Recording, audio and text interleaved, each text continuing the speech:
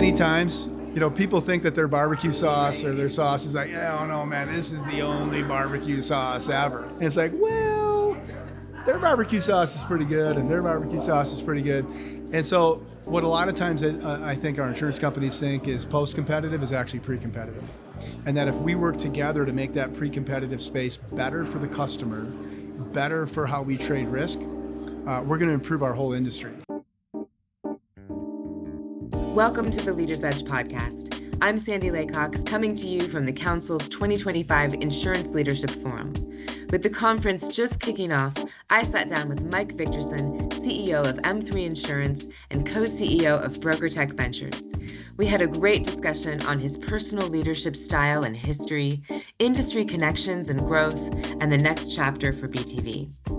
We start off talking about Mike's early leadership experiences and how it may have been something that has just always been inherent for him.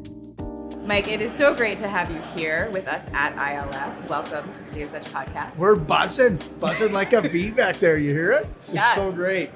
Yeah, it's very exciting. A lot going on. We're going to try to focus in on a great leadership conversation here. You've actually, I just learned this is your 20th year anniversary as the CEO of M3. It is shocking. Yeah, congratulations. Thank you. I appreciate that. It's very exciting.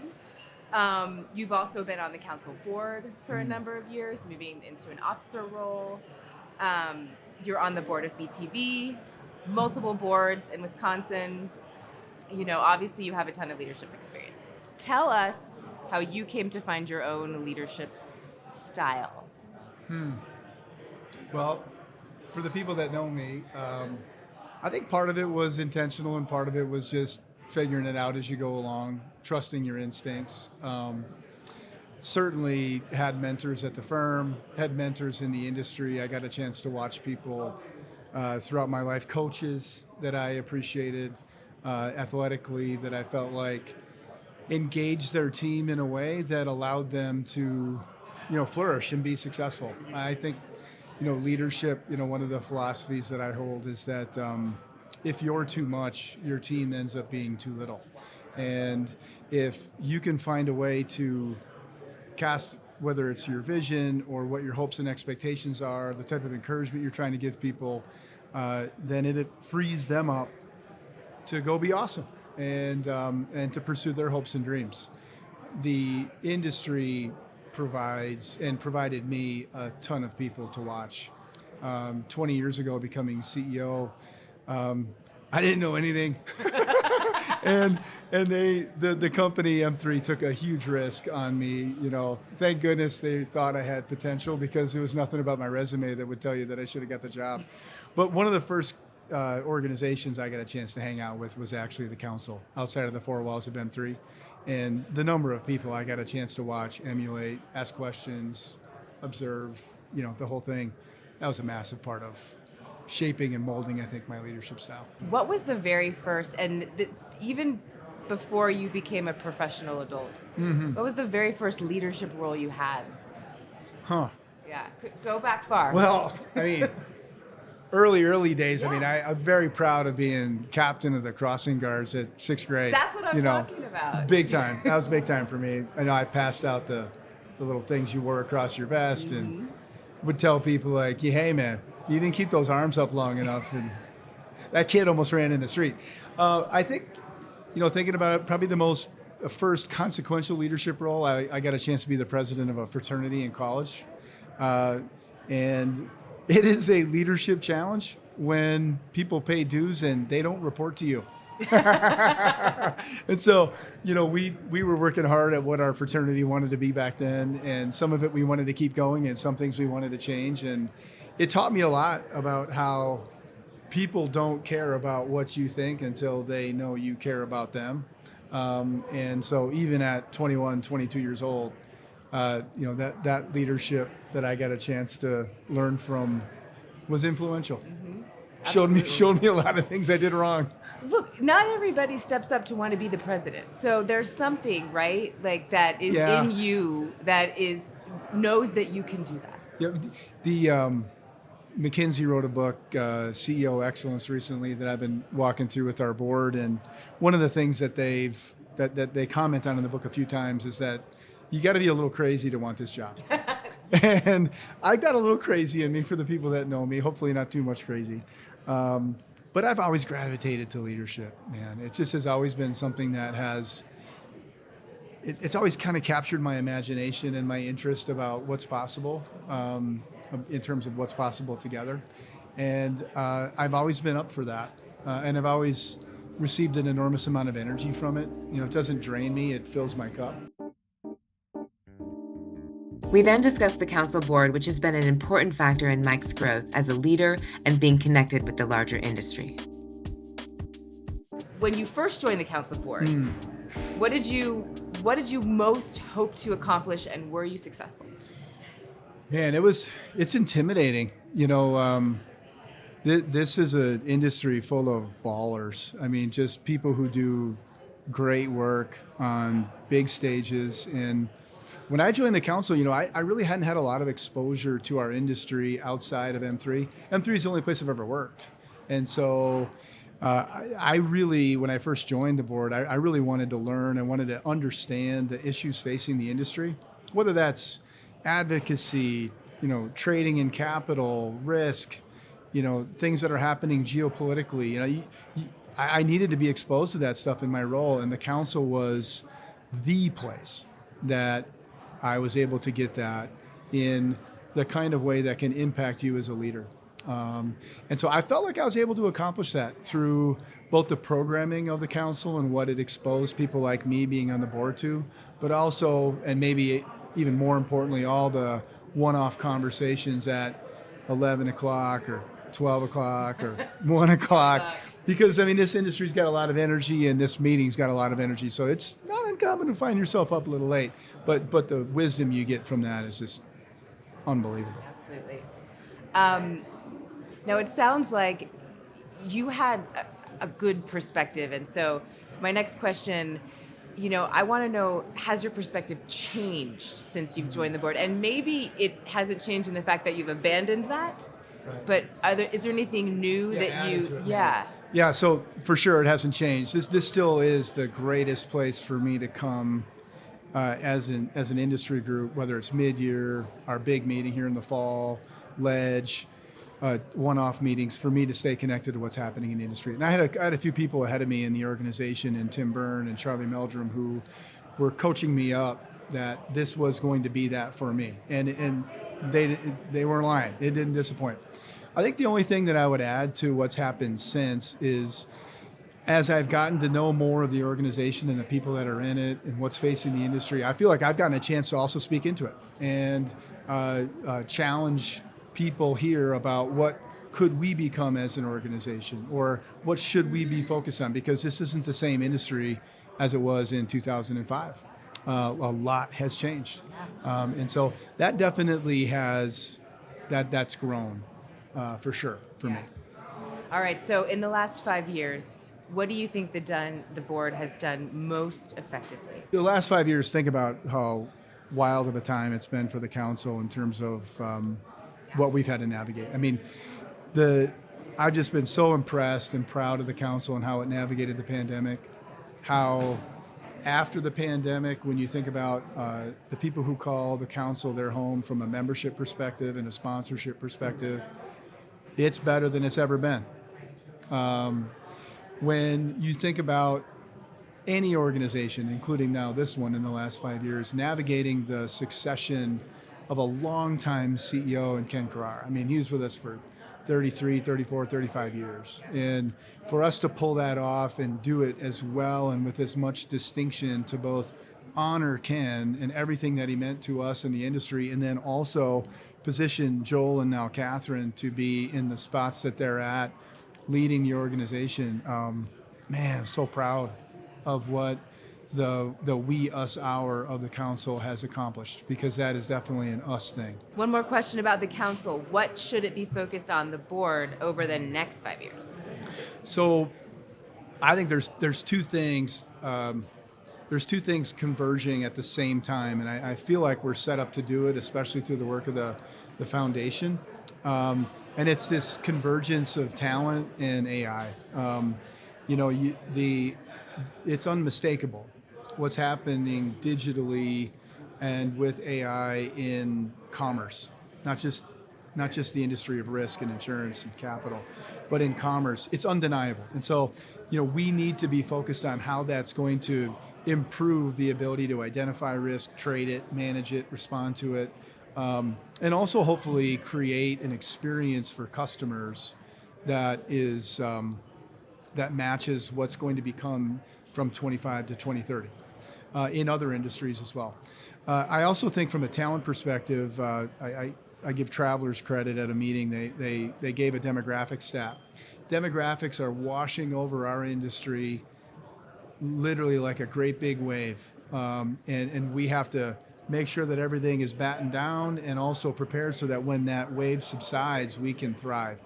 The number of baby boomers still and then Gen Xers who are going to be leaving this industry in the next 5 to 7 years, and that brain drain is astronomical. And so the council has to be committed to thinking about how do we engage people who are today in middle school, high school, and college, and even maybe in their 20s thinking about should they don't think about it this way, but I know I do, should they consider one of the greatest industries ever created by commerce, this insurance broking industry and this insurance industry. And I think we're going to rise to that challenge as a council on both the AI digital front as well as the demographic talent front. Finally, we discussed Mike's role as co-founder and co-CEO of BrokerTech Ventures. It is a conversation about innovation, industry innovators, and BTV's next 5 years. How innovative do you feel the insurance industry is? And who's the most innovative leader you've met?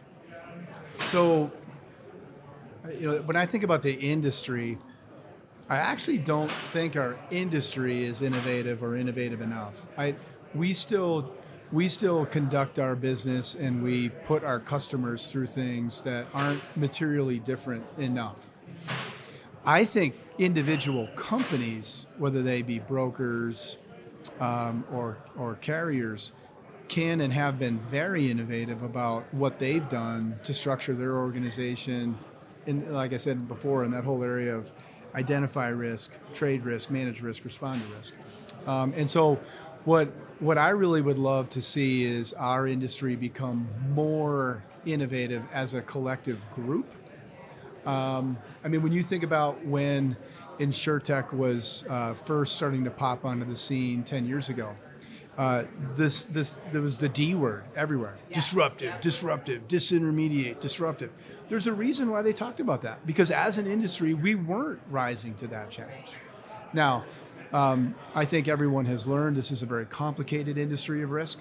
And so many of those players are now partners, not disruptors trying to put us out of business, and it's great. But I think our industry can and will get more innovative. When I think about people, I have a retail example and a wholesale example that just when you think back 10 years, it's just astounding, 15 years. What Dave Eslick and what happened at MMA starting in 2010, it's mind-blowing. What MMA was able to build had never been done before, and I would say still hasn't really been done since.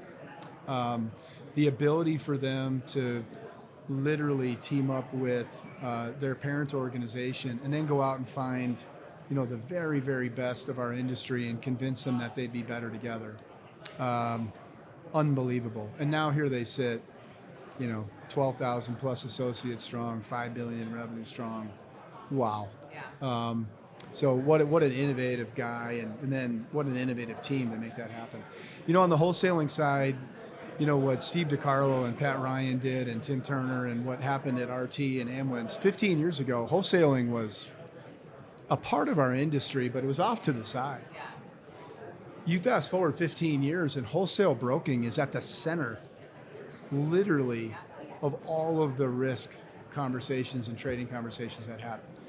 That has just been a massive transformation in how this business operates.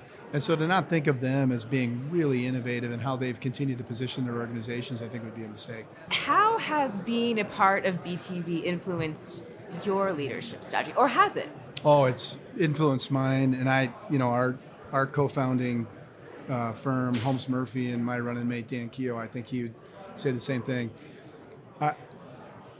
Before BTV, I knew that digital and tech, et cetera, was important, but it wasn't as top of mind for me.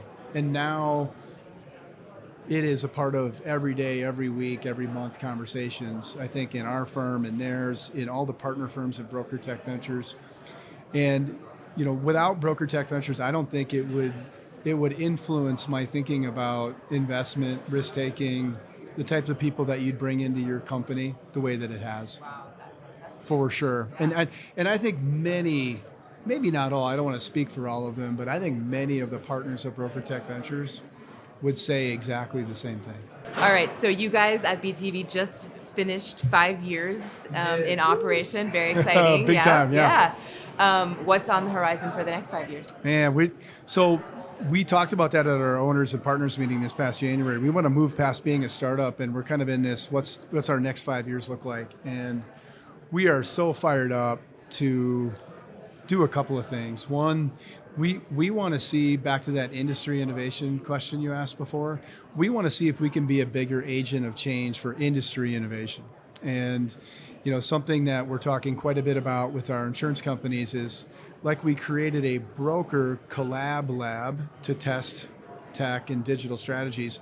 Can we help all of the carriers who are connected to BrokerTech Ventures do the same with a carrier collab lab?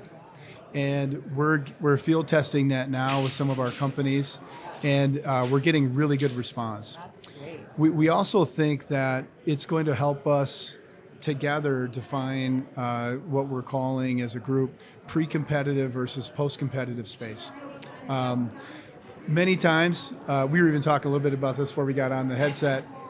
People think that their barbecue sauce or their sauce is like, oh no, man, this is the only barbecue sauce ever. And it's like, well, their barbecue sauce is pretty good, and their barbecue sauce is pretty good. And so what a lot of times I think our insurance companies think is post-competitive is actually pre-competitive. And that if we work together to make that pre-competitive space better for the customer, better for how we trade risk, we're going to improve our whole industry. And at BTV, we don't care if you're connected to BTV or not. This isn't something we're going to try to build exclusively for the 12 of us, because then we'd just be perpetuating the same innovation problem that I think and BTV thinks our industry can have.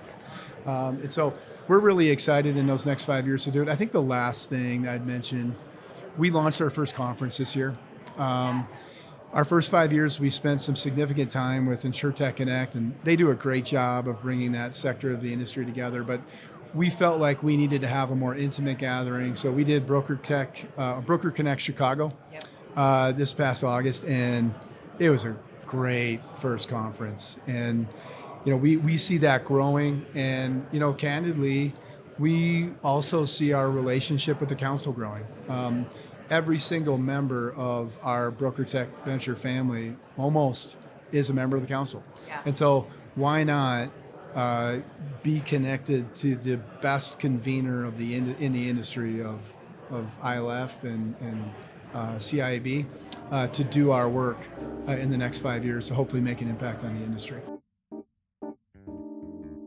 Finally, I ask Mike to share some final pieces of knowledge with us, and he takes a moment to reflect on the remarks delivered earlier that morning by our ILF keynote speaker. He had so much to say about leadership that I connected with, I think a lot of people in the room connected with. And two things specifically that I want to take from that.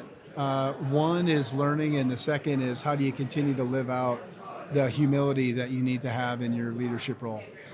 In the learning space, he had many examples today of where during his presidency especially, he had to maintain a posture that he didn't have all the answers, and that they had done enough to surround him with the type of people who could challenge his thinking, bring him options so that he could learn more about a situation and make a decision and then see if that would impact their actions. I personally want to take that into my own leadership. And then the second thing that he spent a lot of time talking about, and also I think just modeling, was humility. In our 15-second clip Instagram culture,